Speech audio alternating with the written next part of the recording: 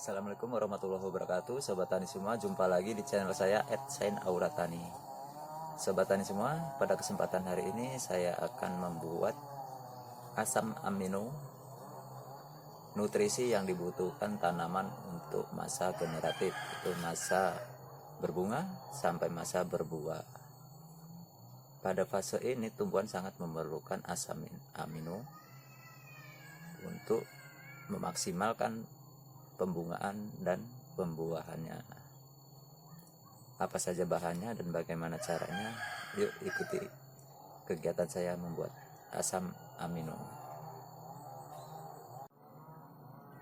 Oke sahabat tani semua, bahan utama dalam pembuatan asam amino adalah telur. Sobat tani semua, Anda bisa menggunakan telur ayam seperti ini, atau telur bebek juga boleh. Yang penting telur. Intinya adalah yang kita butuhkan pada dasarnya adalah protein, sobat tani. Protein itu bisa protein hewani atau nabati. Kalau protein hewani bisa Anda dapatkan dari telur, daging, bisa daging sapi, daging ayam, daging kambing, daging-dagingan. Atau Anda bisa menggunakan daging dari siput sawah, atau siput kebun atau bekicot, dan siput-siput lainnya itu. Kebetulan saya sekarang akan menggunakan protein yang berasal dari telur, sobat tani. Protein hewani tentunya ya. Kalau protein nabati Anda bisa mendapatkannya dari kedelai, kacang-kacangan. Itu kalau menggunakan protein nabati. Saat ini saya akan menggunakan protein yang berasal dari telur ayam atau protein hewani. Sobat tani semua, telur ayam ini belum menjadi asam amino. Kenapa demikian? Karena telur ayam ini hanya mengandung protein, ya sobat tani ya, protein. Sedangkan asam amino itu adalah protein yang sudah diubah menjadi asam amino yang bahan dasarnya adalah protein. Mungkin sobat tani pernah berkunjung ke channel tetangga atau mendapatkan info di mana itu yang menyebutkan bahwa kenapa sih harus repot-repot membuat asam amino? Cukup telur diaduk dengan air lalu siramkan ke tanaman udah menjadi asam amino. Menurut saya itu kurang tepat, sobat tani.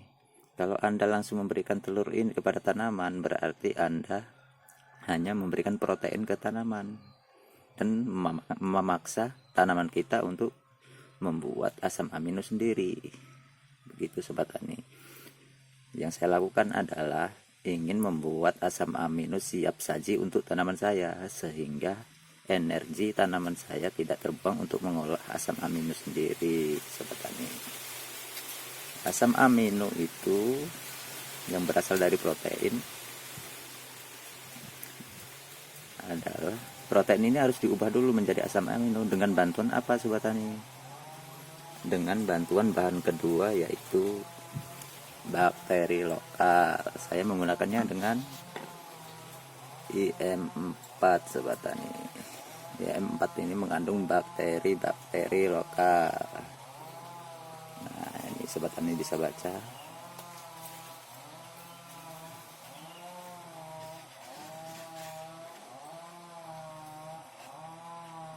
Ini nama bakterinya,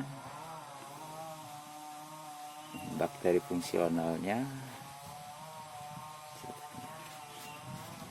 Ya, jadi inilah yang akan mengubah protein pada telur saya tadi untuk menjadi asam amino dengan bantuan bakteri-bakteri ini, sobat tani.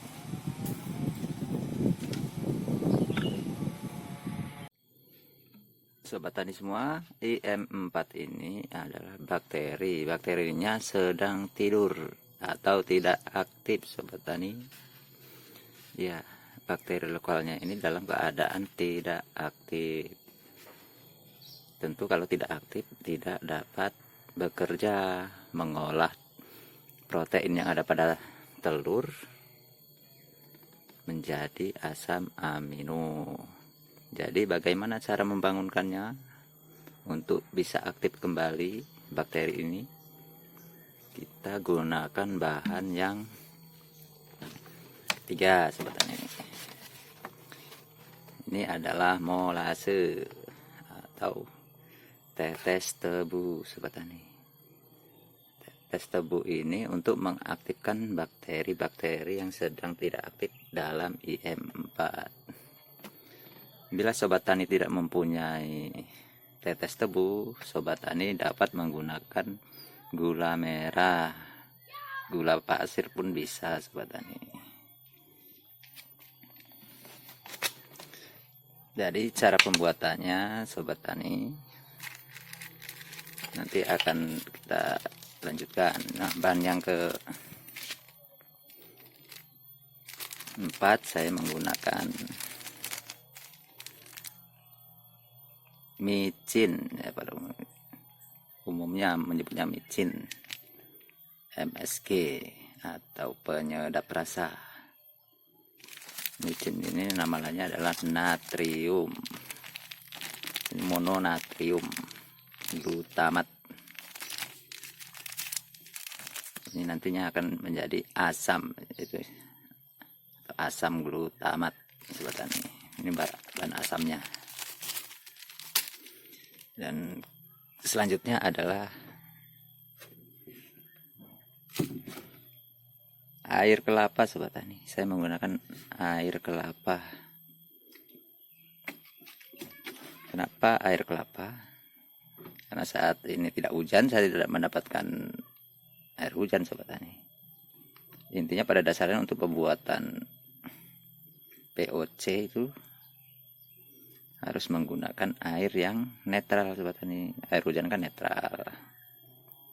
Nah, air kelapa pun netral, sobat tani. Bila tidak ada keduanya, sobat tani bisa menggunakan air sumur, tapi harus direbus dahulu. Ini saya menggunakannya 2 liter, sobat tani. Kapasitas 2 liter dengan komposisi telur 2 butir. Nanti IM4 ini akan saya berikan 2 tutup, dan molase ini atau tetes tebu ini 2 tutup, sobat tani. Dan micin ini saya gunakan 2 sendok teh. Ya, sobat tani, semua 2. Saya bikin 2. Oke, sobat tani. Cara pembuatannya adalah sebagai berikut. Kita harus mengencerkan, melarutkan telur ini dahulu, sobat tani. Saya akan tuangkan air kelapanya sedikit untuk membantu pelarutan telurnya.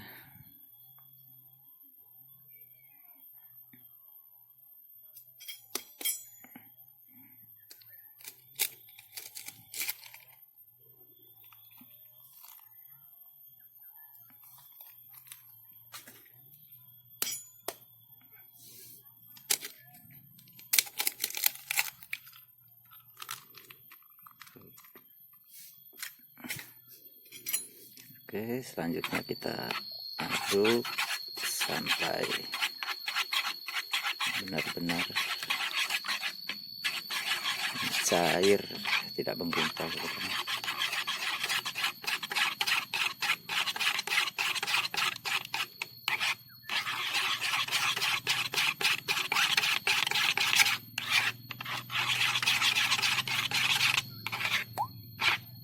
Oke, setelah kira-kira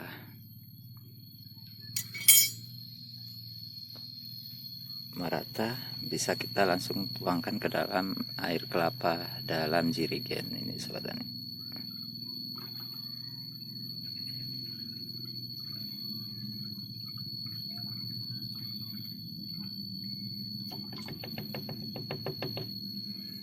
Oke, telur sudah kita masukkan. Selanjutnya adalah kita masukkan asam glutamatnya, sobat tani. Saya menggunakannya ini satu saset ini 16 gram sobat tani, atau kurang lebihnya 2 sendok teh. Langsung aja kita masukkan ke sini.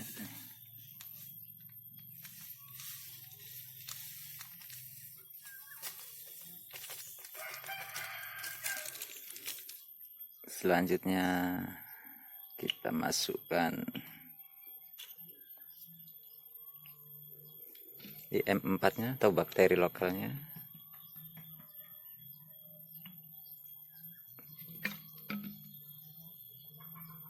Saya akan menggunakannya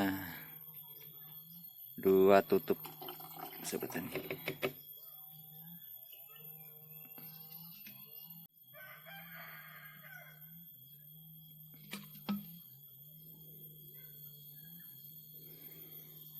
Dua tutup.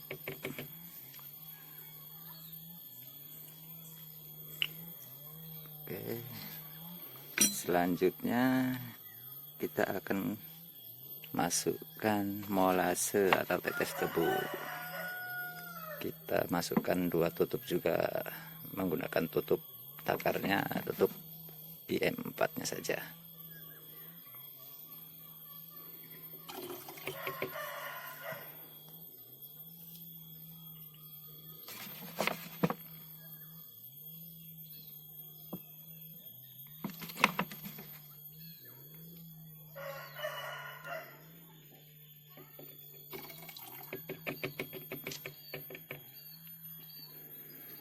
Oke sobat tani semua bahan sudah kita mix menjadi satu. Selanjutnya kita tutup, kita kocok-kocok, kita aduk, buka lagi untuk membuang gasnya.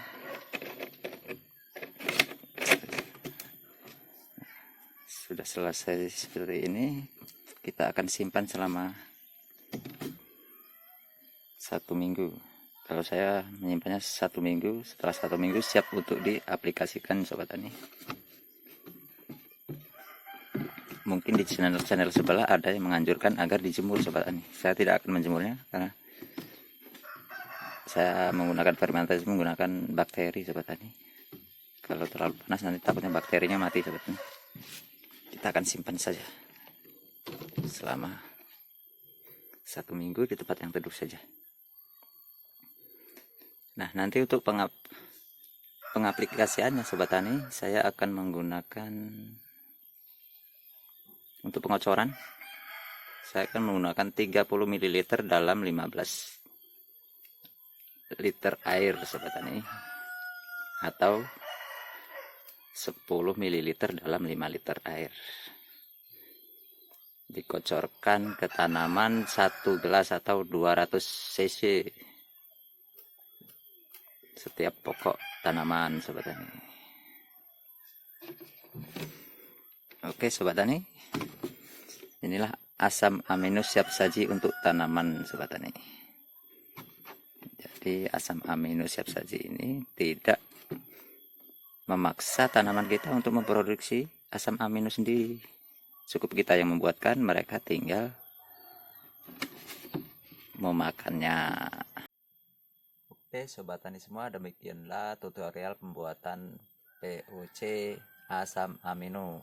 Semoga video ini bermanfaat buat teman-teman semua, sobat tani semua.